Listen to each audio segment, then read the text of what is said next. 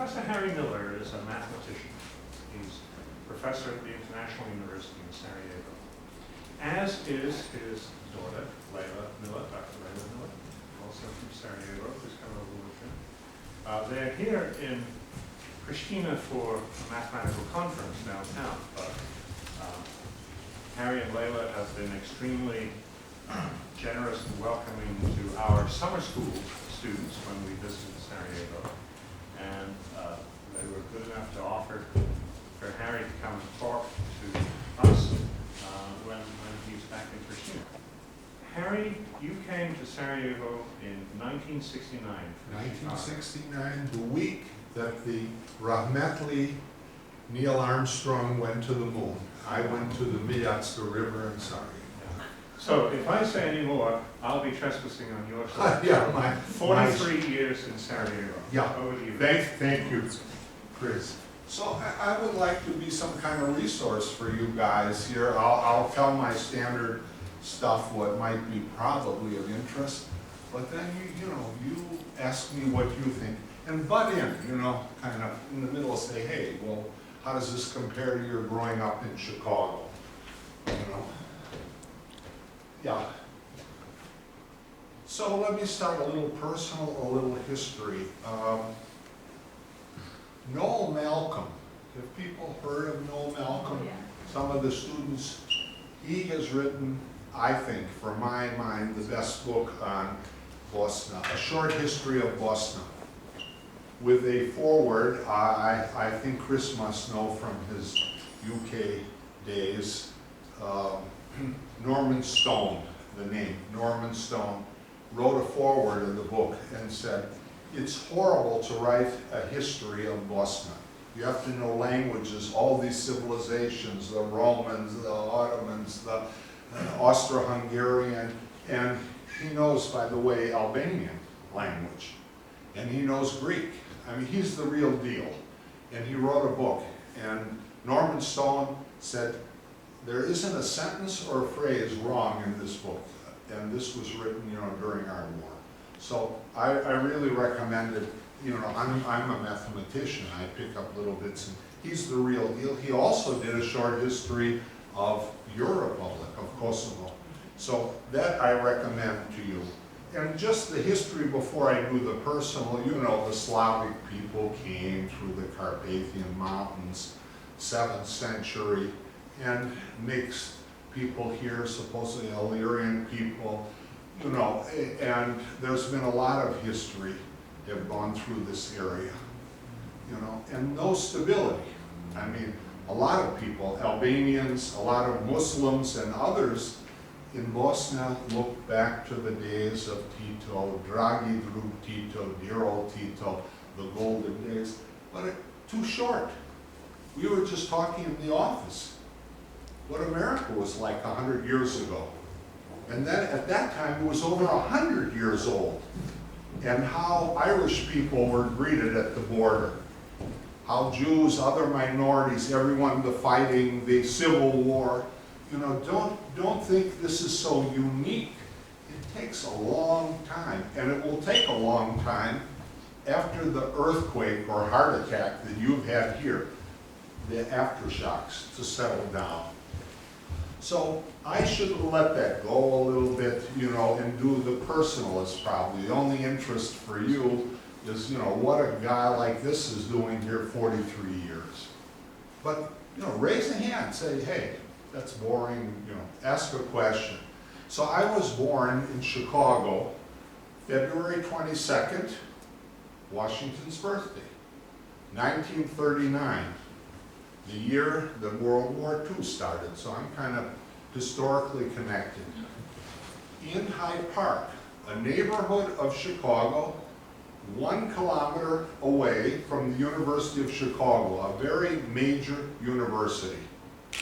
At that university, the first sustained nuclear reaction, Enrico Fermi did it. That moved to Los Alamos and the atomic bomb. So a lot of action in Sarajevo. Nothing in the first 25 years of my life had anything to do with Eastern Europe, the Balkan, nothing. What happened? I met a girl in graduate school, follow your heart, Naza Tanovic, from a good Muslim family, traditional family, intellectual family from Sarajevo, who had a degree in electrical engineering from Zagreb and went to America to do graduate work. And we sat in a class in '64, the fall of '64, at Illinois Institute of Technology. She was the only girl, and you know, quite a nice looking girl. And she was up at the board, and guys were, as they do from time to time, were going, oh, Bato, look at that, you know. And so I got her phone number somehow, gave her a call, and she said, who are you? I said, I'm Harry Miller. She said, so what? You know, what do you want? You want the homework? It was Linear Operators in Hilbert Space. You know, classic book, not very romantic. And she said, let me stop you right here. I'm a Muslim girl from a traditional family. I've come here not to get an American husband, but to get an education. That marriage stuff I'll do later when I go back there. I said, I'm not talking about marriage, sweetheart. You know, street smart. I'm saying, how about a little coffee? What's with you? She said, well, what's the point? What's the point then? If it, you know, it's a dead-end street, you know, you can't go through. I'd say, well, the point is I'm pushy. You know, I'm Chicago. And it's easier for you to have coffee with me rather than me pester you. And then after twice coffee, if that's it, you just put down, slam the phone, and I'm not a stalker. I'm not going to torture you. I get the message, and that's it. The rest, of course, is history, you know. And we had 2 joint papers. Naza got her PhD. We went to Sarajevo in '69. We have only 2 joint papers together. One is Layla and her sister Alica. Otherwise, we worked separately because of the ego problems of working together. Naza was a very strong person. So that's it. And as I said, Armstrong, who just passed away, an American hero, and I, a lesser hero, on the Miljacka, on the river in Sarajevo, 1969. My original salary there, if you feel bad about opportunities in town, was $100 a month. And have you seen the movie or the book, Dr. Zhivago? The people have arrived when they come into the well-to-do people's apartment, and they shove the rich people, the bourgeois in the corner, and then a family here and family there. This is what happened to Naza's family. Had money, and the communists then appropriated stuff, and even the family home was split up between a Serbian family, her mother, and you had to keep quiet. So we were sleeping on the floor and making $100 a month, but we had great opportunities. We were the 7th and 8th PhDs in the whole of Bosnia and Herzegovina in math. The other people were older. So Naza said, hey, you know, she was then 30 years old. You run the graduate school. Miller, you do something, whatever you're capable of. So our plan was the following. We are not going to make Harvard or Princeton or Moscow State University or Cambridge or Oxford. We will make a very good undergraduate education in mathematics. We have plenty of talent. And so we did that, and then we sent those people, the very best, to America to do their PhD. Layla got her PhD in '94 in University of Michigan. Her sister got her PhD at Michigan State. She's, and her husband, tenured professors in mathematics. We, in our family, we have Christians, Jews, Muslims, and everyone seems on that plane to get along. But God help a social scientist trying to marry into my family. No, we're kind of strict. Layla's sister, Layla was a math, I'll embarrass her, contest winner and all that stuff. She's 4 years older than her sister. And she's about to graduate from university, Alica from high school. And Alica says, I don't know what to study. I've been hearing all my life that math is the Gauss, the queen of sciences, and social sciences is talking nothing exact. It's pupahava in our old language. And I'll try math, and if I'm mediocre, I'll kill myself. A 17-year-old, well, she wasn't mediocre and is doing fine.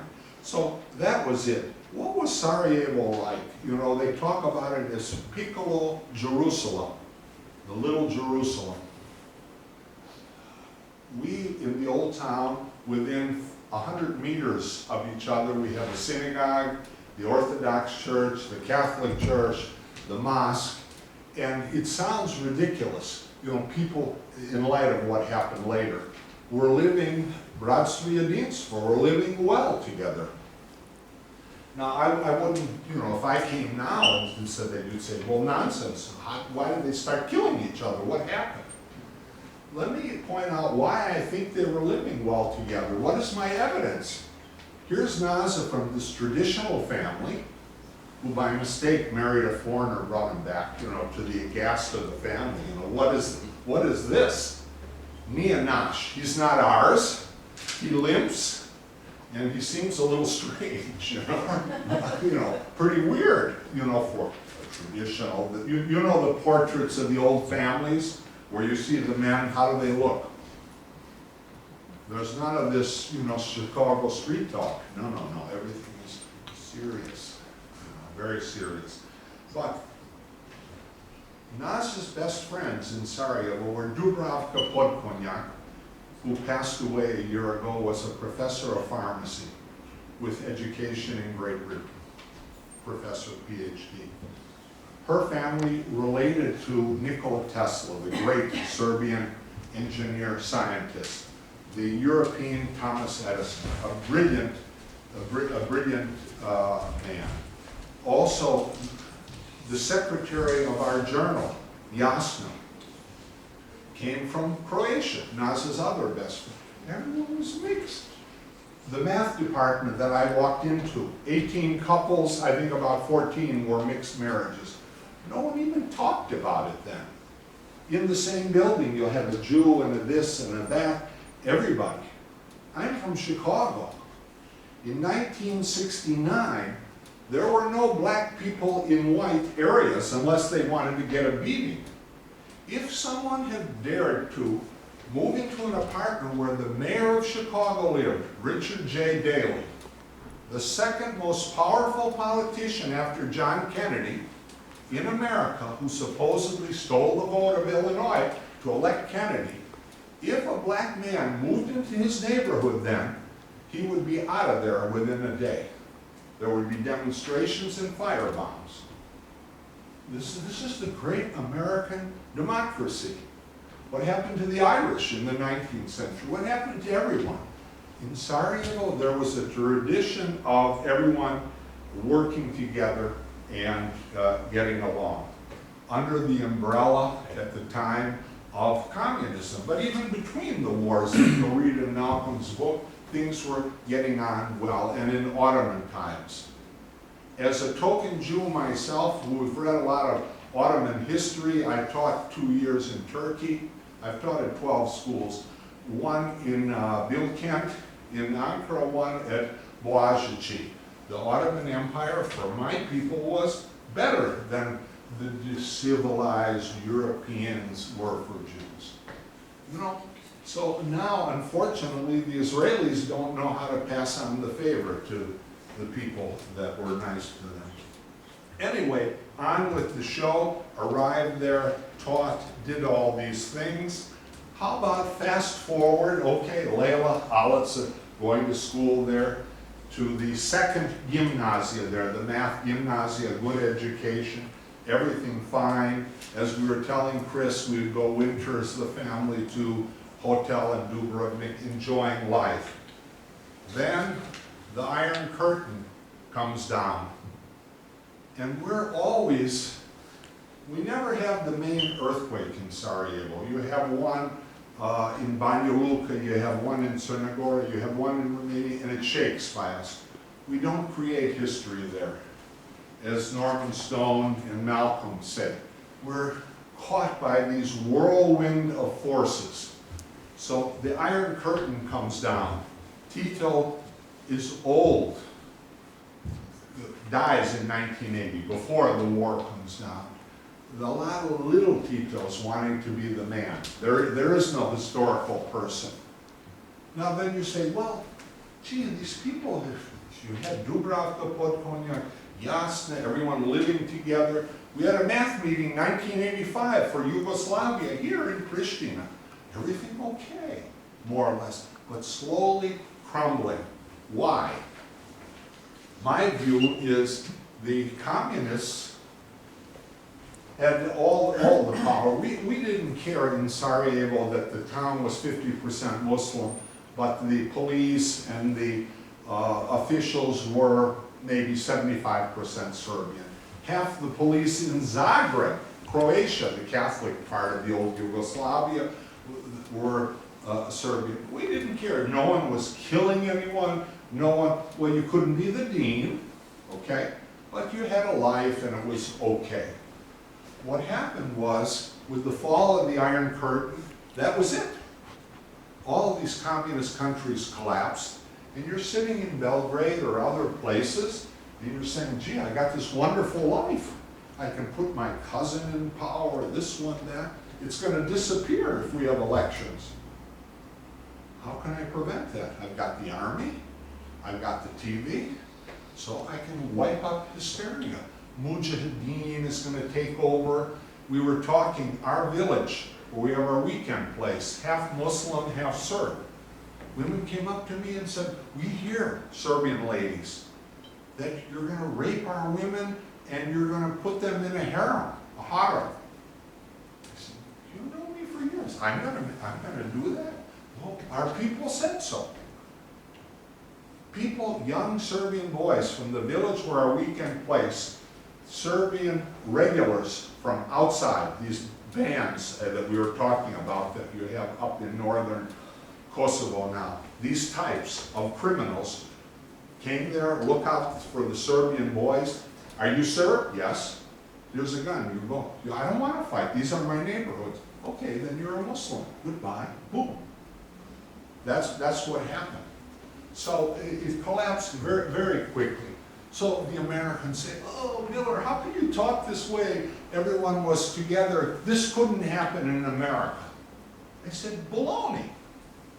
Imagine economic conditions, bad. After Tito, the economy went to pot. International cooperation went to pot. There was nobody running the store. And so, you know, what would happen in America? Imagine that we didn't come back from this last recession 4 years ago, but that it had gone to depression that doubled the unemployment, okay? And that racial relations have not improved steadily to a point where Barack Obama can be president. Inconceivable 15 years ago. You know, that would be like saying Milosevic's cousin can be the mayor of Pristina. Impossible. That isn't going to happen. Okay? But, you know, imagine the television, the radio, the army in control of a small band of people. And they get on NBC and CBS and CNN and say, black people have gone into a white suburb today and they've looted and killed and raped. Brothers, get your guns. In a very short time, the great America that looks at itself so democratic. As we speak, they're trying to keep minorities off the voting register, to sway the election, or the fiasco of Gore against Bush. What happened there? When Gore starts getting more and more votes and looks like he'll carry Florida and be president, the court politically says, stop the counting. Don't be naive. There is no heaven on earth, only a path. So what about the war and how was it? How am I doing? About 15 minutes into it?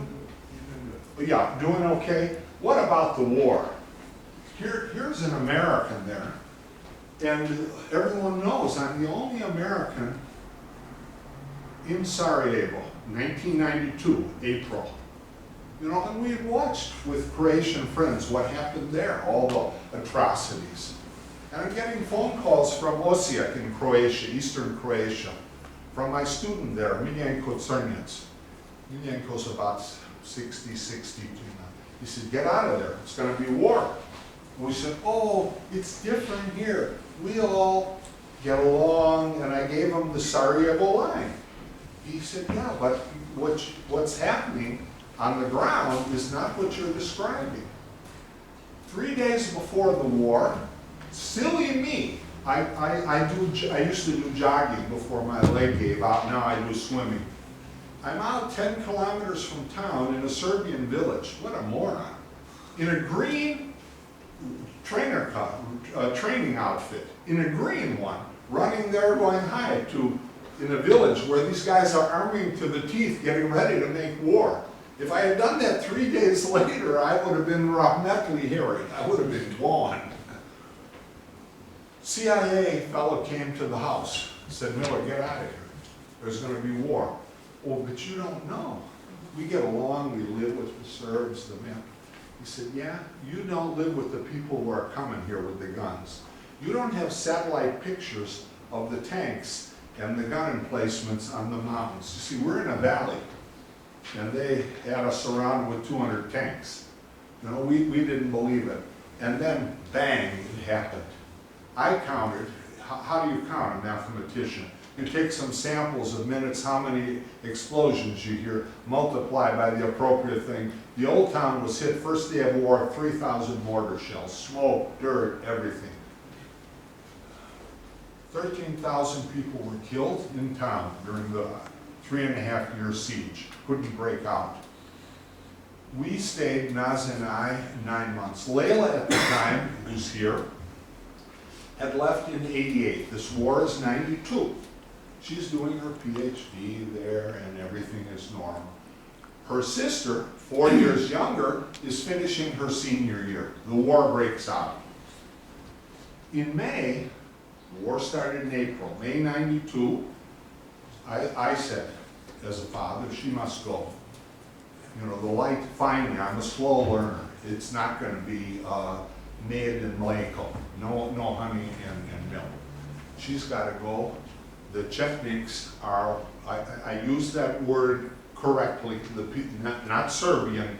Most Serbian people are okay, like any people. The Chetniks were 1 mile from our house, 1.5 kilometers. If they come down here, we will be dead. My brother-in-law, who just passed away 3 days ago, was active in the Ali Izetbegovic in the government. We're on TV all the time. We're saying things that these bandits don't want to hear. They'll come down and kill us. Fine, you know. So that was the situation. NATO then sent in a bunch of planes to the airport with the understanding that people with NATO passports, Germans, Americans, whatever, could leave on those planes. This is May '92. I told NASA, I'm an American. NASA did not have an American, but you can come with me and we will go. And she said, no, I'm not. You go if you want to go. I said, I can't leave you here, but I will stay under one condition. Layla's sister, Alitsa, must go. I'm 50-some years old. They take the city and kill me. C'est la vie. You know, what can you say? But this girl is 21 years old. They will not kill her. They'll take her to a rape camp. And all you heard is, and all you know is true. Later, when we were in America, we would help women who had been in camp. 3.5 years, daily visit by drunken, stinking soldiers who used them. Just like, you know, the pleasure ladies in World War II by Japanese soldiers. And then become animals under such conditions. Some men, not all. The idea that you have to do these things. Many regular Bosnians said, oh, Miller, you're a soft American. You can make these moral distinctions. If you were faced with that choice, you would be an animal. I said, you know, if I had an AK-47, which we bought in the war to protect ourselves, and these bandits came and said, you have to kill these 10 kids here and then we'll let you go. I said, no, I would not kill them, I would kill myself. And a lot of people would do that. Don't excuse this so much.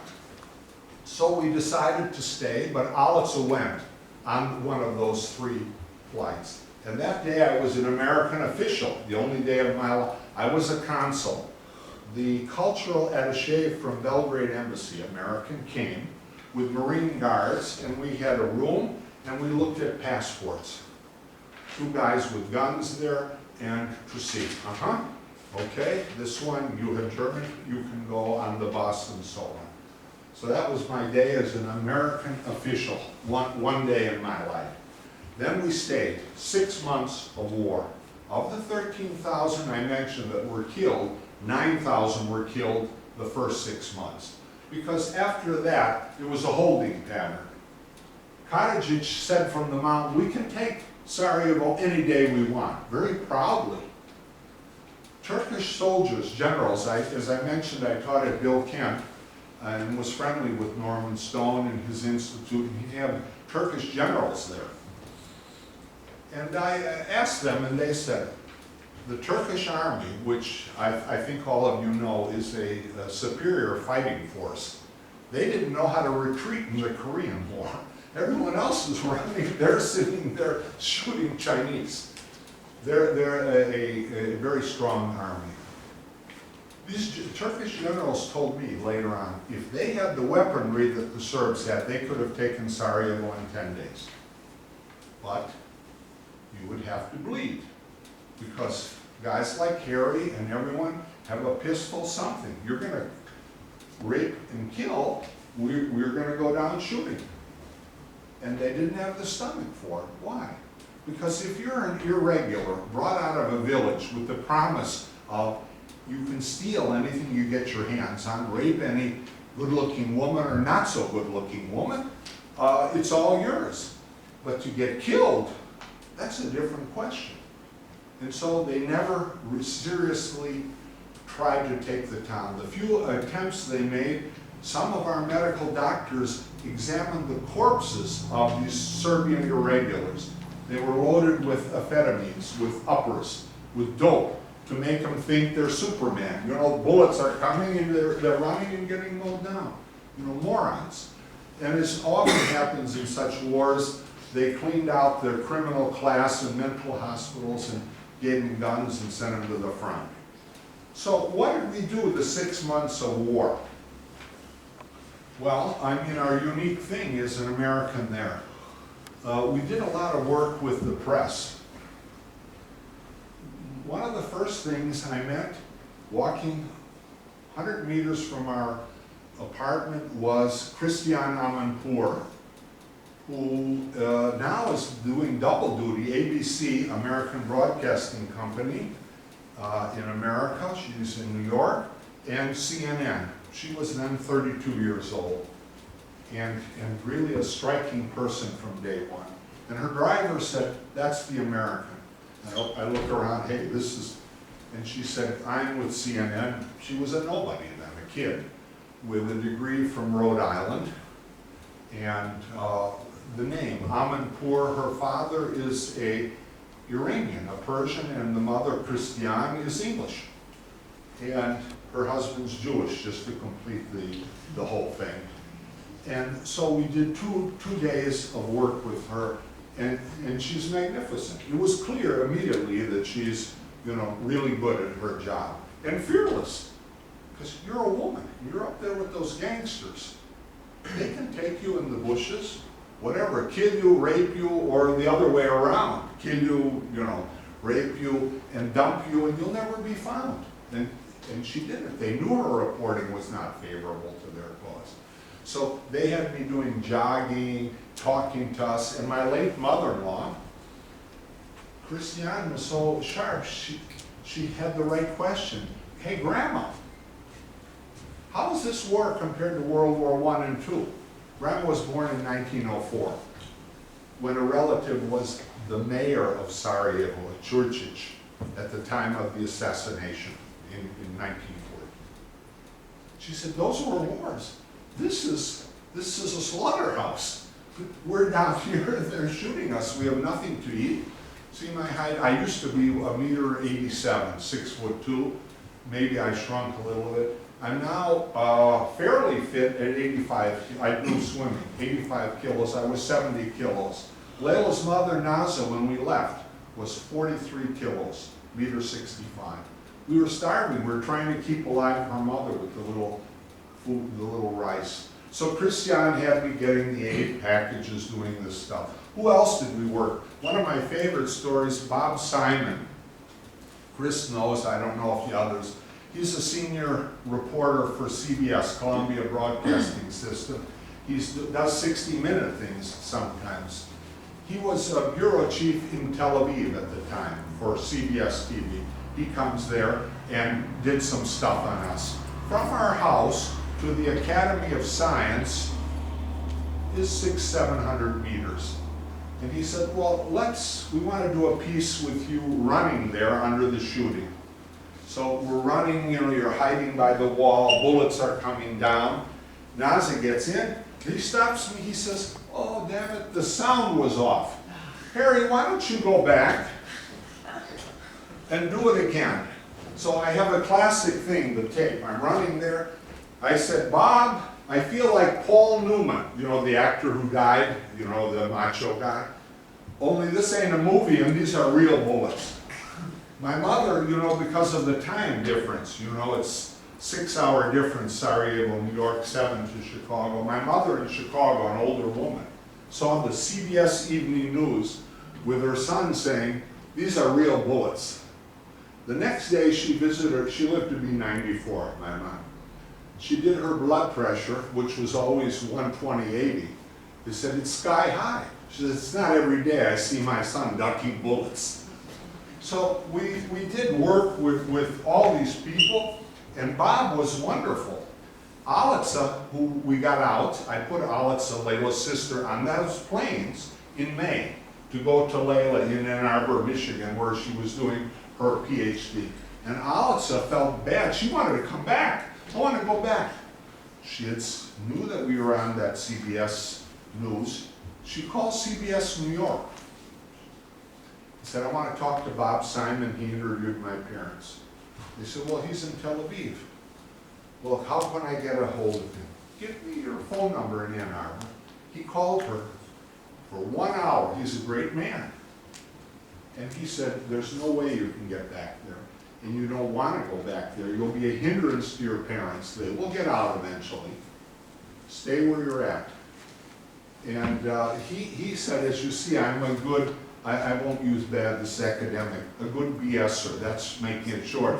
He said, well, why don't you contact my agent? Maybe you can do some pieces for CBS. I said, Bob, I want to do math. I don't want to do this.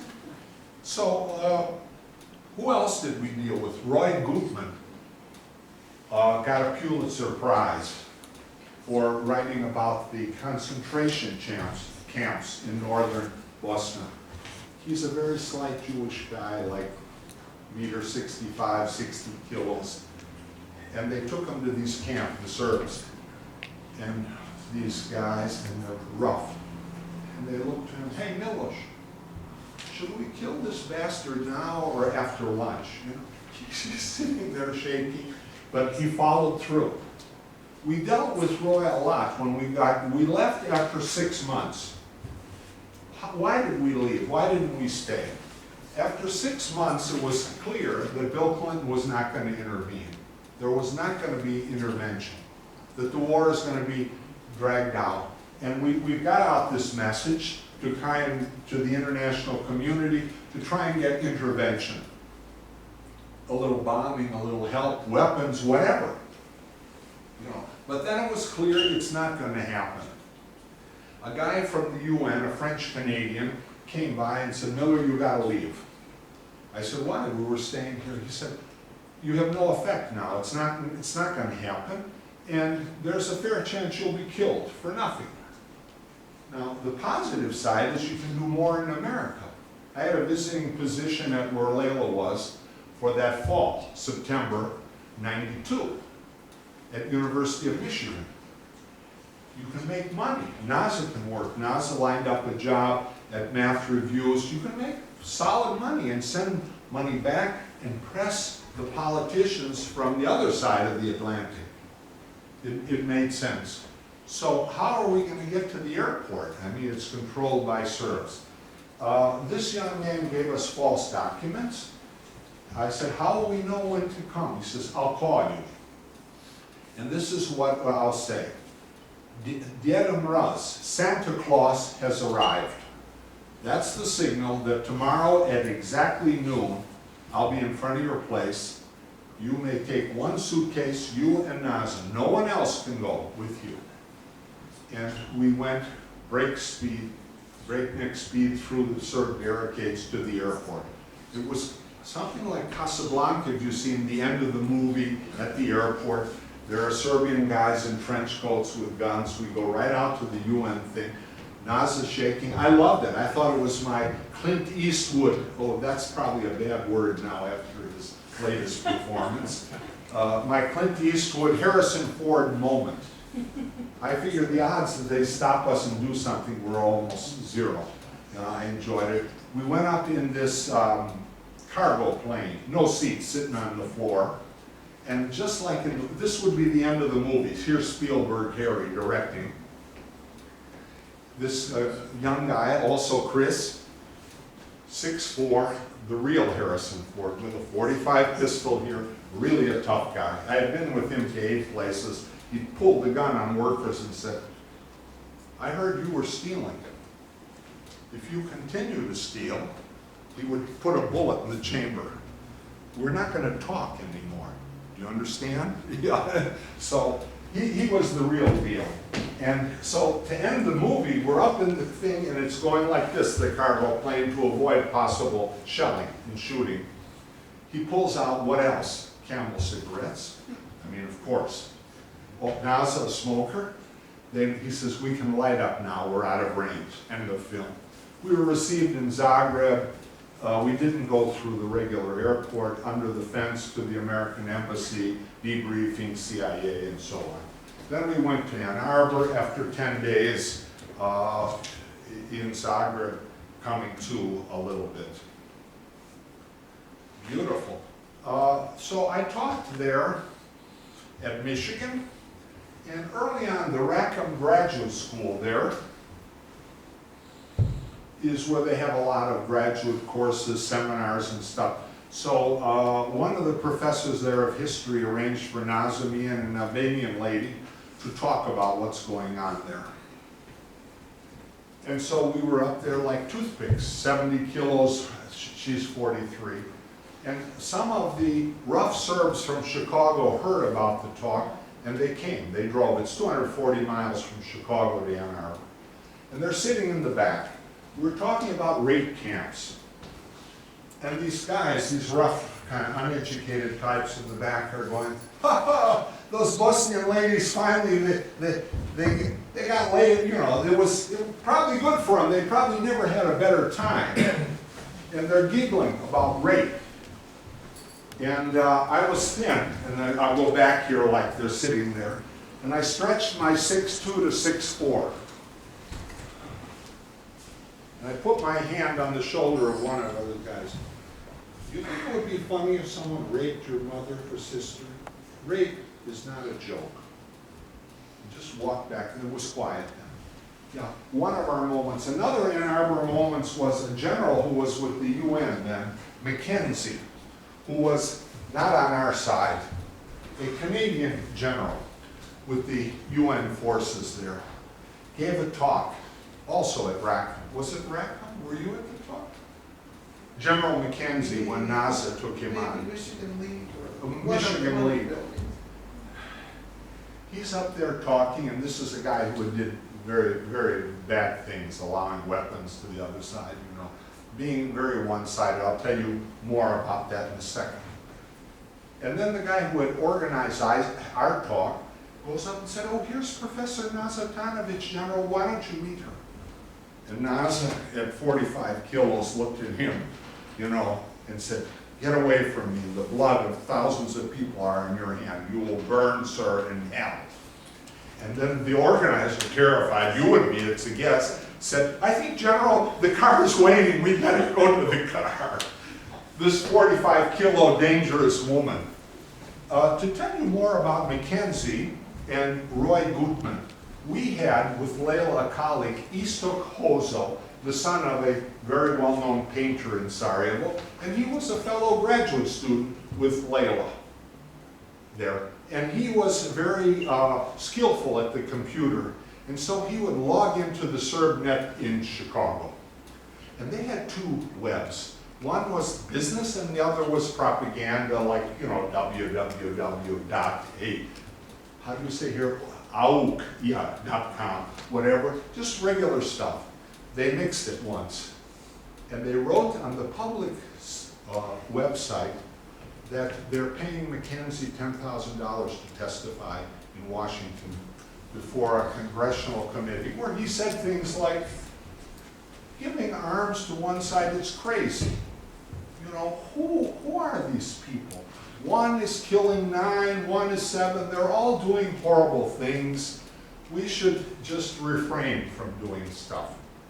And Roy, being a great, he also got Pulitzer Prize, Roy, they all got it. He calls up Mackenzie and says, General, I have information, you're paid by the Serbs.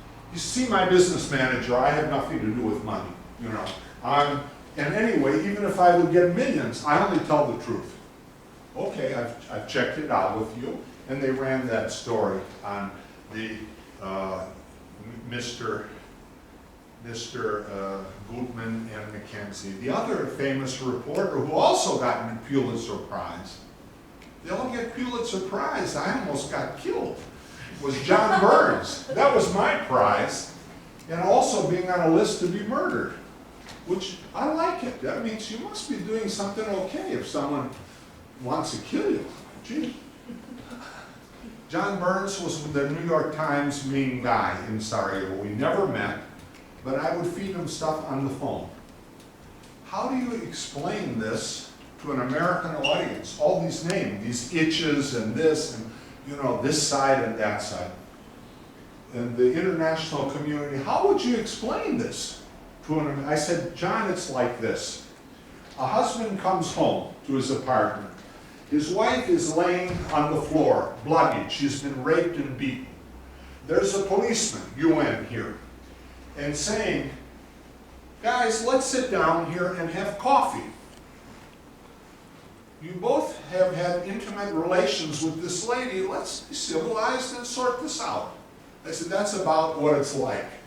You know, warring factions, not someone is doing horrible things and the other is trying to live.